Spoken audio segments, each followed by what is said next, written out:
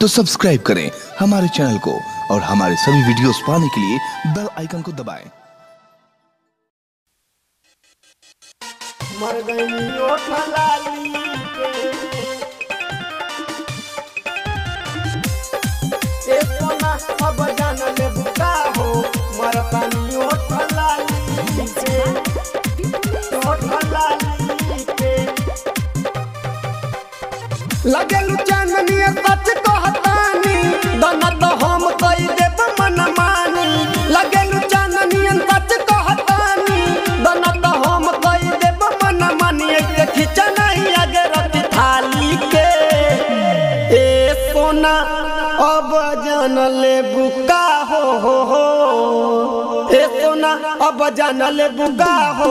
लुट गई ओठ लाली पे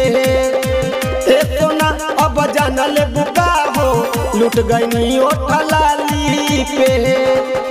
लगेलु चांदनी सच कहतानी दना तो हम कई देब मन मानी लगेलु चांदनी सच कहतानी दना तो हम कई देब मन मानी ऐसे खींचा नहीं आगे रखी थाली के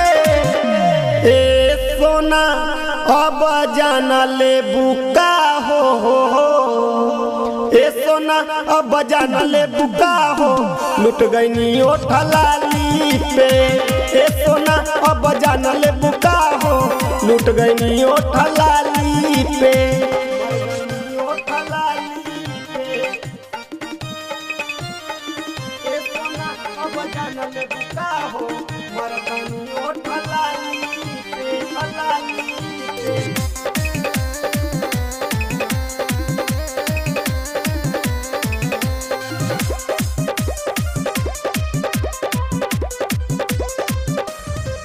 तनी रहम देखाब जन जियत मुआब तनी रहम देखाब जन जियत मुआब लगे हमारा तू अब कनिया रख हमारो तू मन बाड़ू दूसरा के धन हो जैबू दूसरा के धनिया बुझल दिल के दर्दिया नहीं तो लागी हरदिया में दे बुझल दिल के दर्दिया नहीं तो लागी हरदिया में दे ऐसे सोचा नहीं हाथ धके गाली पे ए सोना अब जान ले बुका हो ए सोना अब जान ले बुका हो मर गई ओठ लाली पे ए सोना अब जान ले बुका हो मरतानी ओठ लाली पे ओठ लाली पे ए सोना अब जान ले बुका हो मरतानी ओठ लाली पे लाली सफ सफ तू बताब सोझा नजर मिलाब